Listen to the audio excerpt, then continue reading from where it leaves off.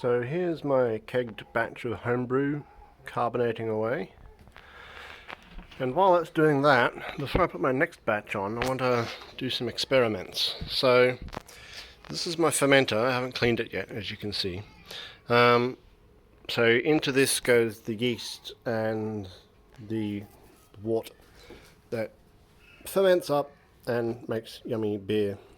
But you gotta let it ferment for a certain time.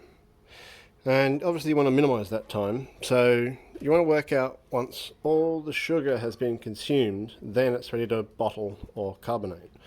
But how do you work out when the sugar's gone? You use, classically, one of these things. It's a hygrometer, and it just floats. You put some beer in this tube, and you float this in it, and the water level on that gauge at the top there tells you the density of the liquid. And density is a decent analog for sugar content, so you can work out when all the sugar's gone based on the density.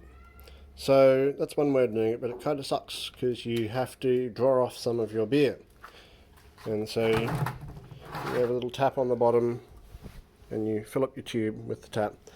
But when you do that, liquid going out, air goes in, oxygen goes in, and it oxidizes your beer, and it's bad. So it would be great to be able to have some sort of continuous monitoring system for this. So enter this ultrasonic sensor. So my plan is couple that there, and so ultrasonic sensor goes beep, makes a beep, and then it measures the amount of time it takes for that beep to come back into the sensor. So this is primarily made for distance measuring, so it fires out the beep, it bounces off the ground, comes back, and then it times the amount of time it took for it to travel that distance, and that tells you the distance.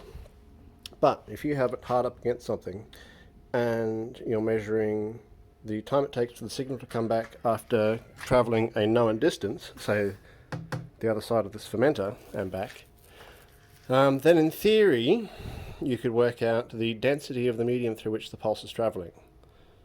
So I don't know, it's definitely like within the realm of physics. Whether or not it's within the realm of the sensor is another matter.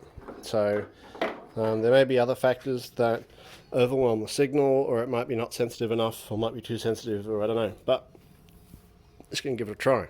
So the end of this is slightly concave, and I want to make good mechanical contact with the outside of the fermenter. So what I'm going to do is I'm going to get a plastic bag, put some epoxy in there, hold it up against there, and then rubber band the sensor on there, so the epoxy will conform to that surface and conform to that surface and form a very hard, mechanically conductive junction between the two thingies, and then I can start fiddling. So for testing, I'm going to fill this with water and then just add salt and see if there's any measurable change in the signal from the ultrasonic sensor. That's my plan. See how that goes. Bye bye.